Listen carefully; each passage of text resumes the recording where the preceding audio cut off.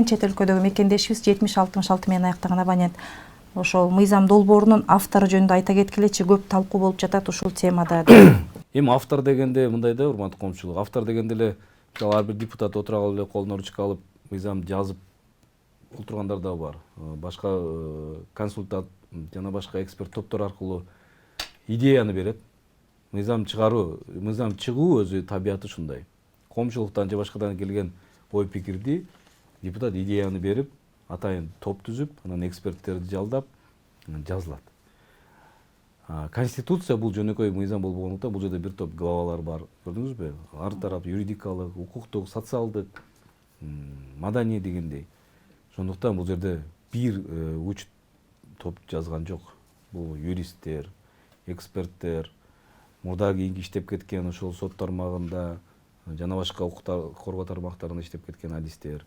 Ошонун катарында депутаттар тажрыйбалуу.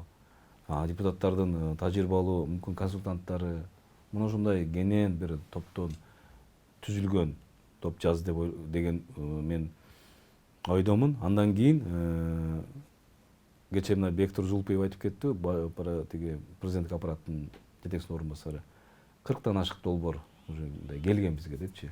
Ошолордун арасынан да иргелип тандалып отуруп, анан ушул долбоор сунушталып жатат. Ким жазды дегенде эле бул анык бул жазды деп айтыш мүмкүн эмес. Себеби бул жерде ар кандай ой пикирлер топтолгон. Ошондуктан көпчүлүктүн пикирин эске алып, коомчулуктун пикирин эске алуу менен. Ошол эле премьер-министр, президенттин убакыт милдетин аткаруучу Садыр Нуркожоевичтин да пикирлерин эске алынды деп ойлойм. Ошондуктан бул жерде айтканда көпчүлүктүн пикирин эске алынган долбоор чыгып жатат. Анда кол койгон 80 депутаттын баары эле автор деп айтууга мүмкүн эмес, демилгечи деп айтууга. Демилгечи деп мүмкүн айтууга мүмкүн эмес. Ал эми автор, соавтор деген бизде түшүнүк бар. Кимибиз мыйзам жазсак дагы, мисалы, соавтор катары тигил же бул фракциядан депутаттарды тааныштырып, мазмунун сизди кааласаңыз кошоюн, пикириңиз болсо эске алайлы деген учурлар болот. Ошондуктан соавтор катары ал мындайча айтканда мыйзам ченемдүү көрүнүш, депутаттар ал өзүнүн укугу кайсы мыйзам жаккан болсо соавтор болуп кол коюп, стенограмма үчүн, тарых үчүн, мыйзамды батыраак кабыл алыш үчүн деген максаттарда боло берет.